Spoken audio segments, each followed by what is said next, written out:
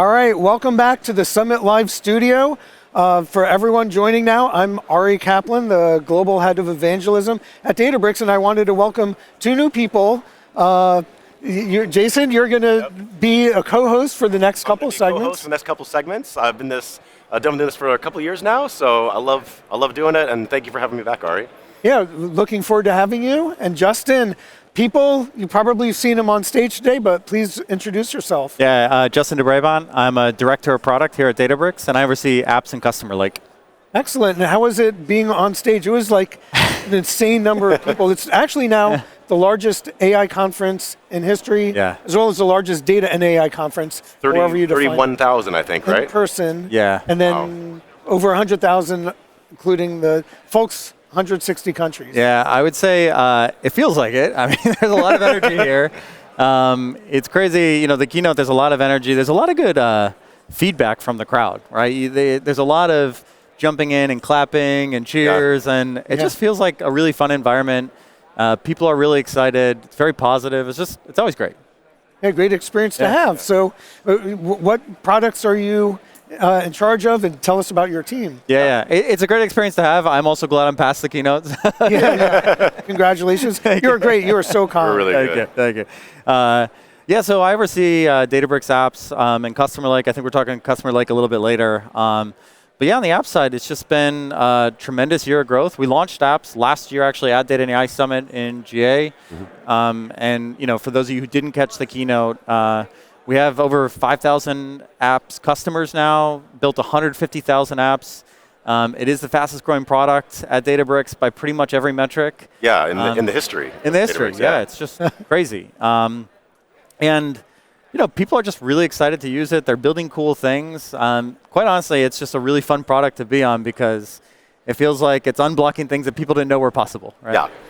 And one of the things that was really exciting whenever I was hearing you talk on the keynote was you're talking about the persona that you guys are targeting, or I don't know if you intentionally targeted them or you discovered it, but can you tell me a little bit about the citizen app developer and what that looks like? Yeah, it's definitely intentional, and it's not where we started. So when we started with apps, it was really about empowering the data teams to build. So the vast majority of app developers were still on the data or like central engineering and platform teams. Actually, something like 96% of apps are built by the data engineering teams today, even though 60% of users are coming from non-technical teams, the app users. So you see that split, right? And we looked at that, and if you look at what's happening in the broader world, everybody's vibe coding, right? Citizen developers are it's like a renaissance, right? It's this explosion of tools and platforms that cater to citizen developers. And so we want to unlock that next wave of innovation. I really feel like at this point, we're not going to be constrained by building solutions. We're going to be constrained by understanding problems. And who understands problems? It's the people that are living those problems day to day. True. So we want to empower them to be builders. And the Databricks over the course of the last 2 years, we've been talking about turning those people into users of data and AI, and that's amazing. But we want also to turn them into builders. So a couple quarters ago, we started on this journey of like, well, what would it take to empower everybody to be able to build an app? And we've been working on this for a while, so it's exciting to be able to unveil this week. And it was interesting. Like, so last year when we first came out with apps, it was it was a pretty early product, but even then we were seeing a lot of adoption. But at early product, it kind of like it could only scale so much, right? Like it was pretty much just like one single machine. But I think we've changed that since then, right? Yeah, we have, definitely. Yeah, and that was kind of the first dimension we got pushed is, we built these apps. It's limited to a single machine. The app becomes successful. What do we do, right? Yeah. And so we've been working a lot on kind of the core platform capabilities. We added larger instance sizes. We just released horizontal auto-scaling. So now apps can be multiple instances. So it automatically scales out as your number of users. Exactly. And not just number of users, like what they're doing. So we look at the resources, we look at the CPU and memory, and we scale out automatically. And what's really cool is scaling out an app where there's stateful sessions is actually tricky, right? So because you have to make sure that the next request that comes in knows about the previous. Exactly. So we actually had to implement a lot around the scaling to maintain session state, sticky sessions. There was a lot that went into that.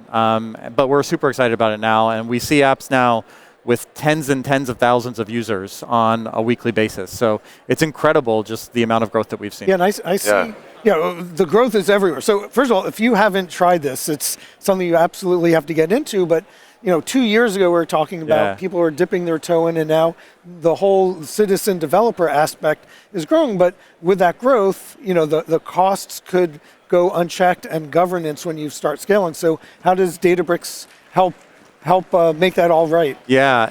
I mean, it's funny when you talk about citizen developers to some of like our core platform teams. There's always this like tension between cost and governance and innovation. And these platform teams, they want to unblock innovation, but when we went and talked to them, their biggest concerns was, well, first of all, app governance. It's really designed around maintaining a single app today, right? So again, the assumption was the data teams are building this. They have the right permissions. They go in, they grant those to the app.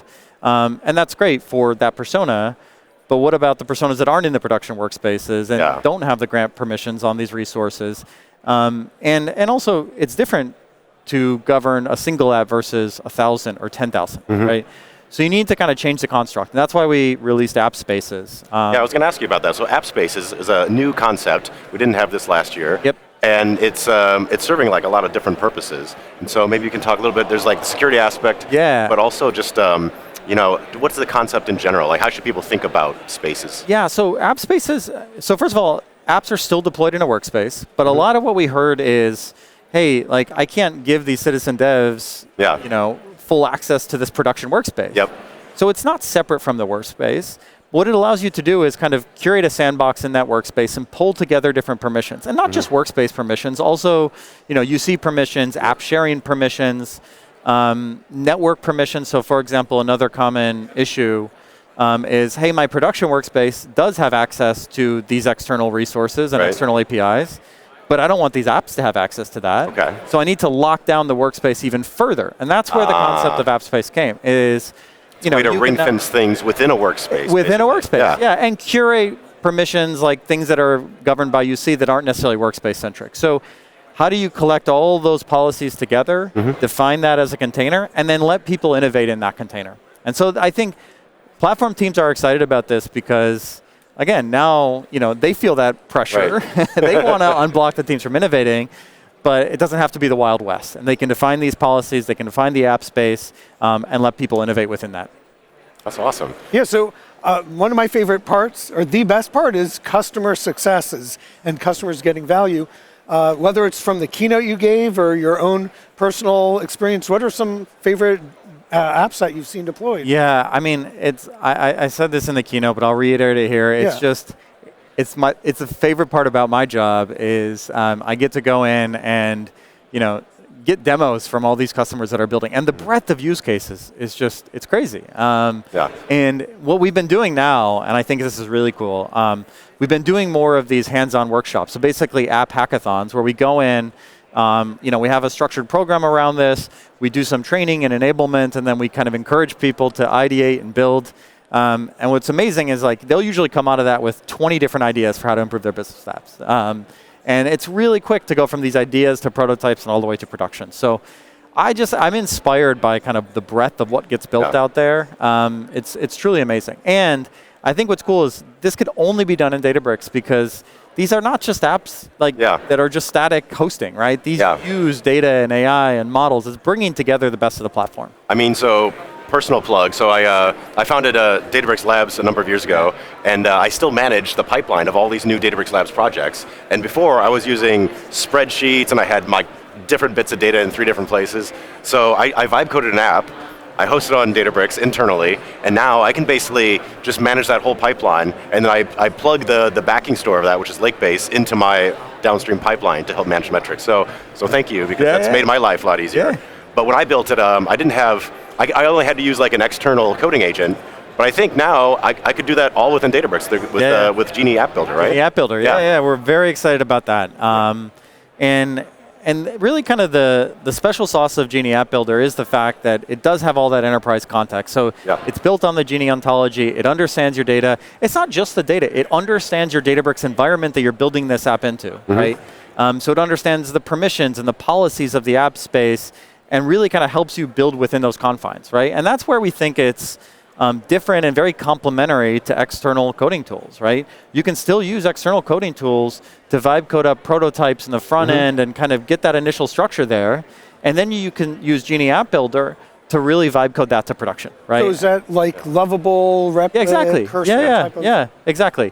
Those tools are not designed to vibe code in the production Databricks environment. They're fantastic at building these apps, and they're very complementary to what we're doing. We came out with last year with partnerships with all those, right? Exactly. And then they've still been a big part of the whole ecosystem. Absolutely. Yeah. And really, the way to think about it is Genie App Builder is targeted at that kind of citizen developer that needs this vertically integrated solution with permissions, governance, and vibe coding all in one. We still want to make it super easy for anybody that wants to use their preferred coding agent to be able to do that and deploy these apps. And so we've built skills and MCPs and plugins, and we've invested in this ecosystem, and we just want to make it super easy for anybody to build an app, whatever tool you want to use. Yeah.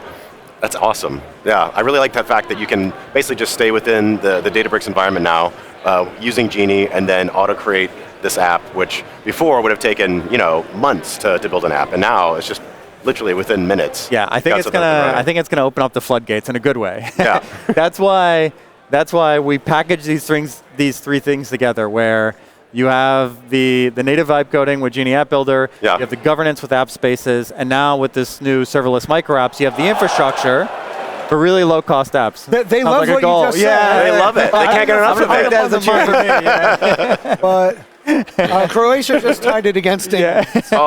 Or they were cheering you. I don't know. I'll take the cheering. But yeah, all three go together. They're very complementary. You can't sacrifice budgets and governance just because you want to open up to citizen developers. Yeah, so we have like a minute or two left. I think importantly is we've just excited a lot of the audience. Like, how do they get started? Are there resources, or like where do you go to start building? First of all, we launched a new dev hub. So developers.databricks.com. Check it out. It's incredible. But developers. I won't go that far, but check it out. There's prototypes. I think at this point we have over 30, 35 prototypes already up there. That you can immediately copy a prompt into your coding agent and deploy it. We have all these prototypes are open source. It's just a great way to go from 0 to 1, learn, and then build some momentum from there. That's amazing. Well, thank you so much for your time. Yeah, thanks for having me, guys. I really appreciate having you here, and I'm really excited about all the new functionality that's coming out with apps. And I can't wait to get my hands on it. Awesome. So, thanks for coming on board.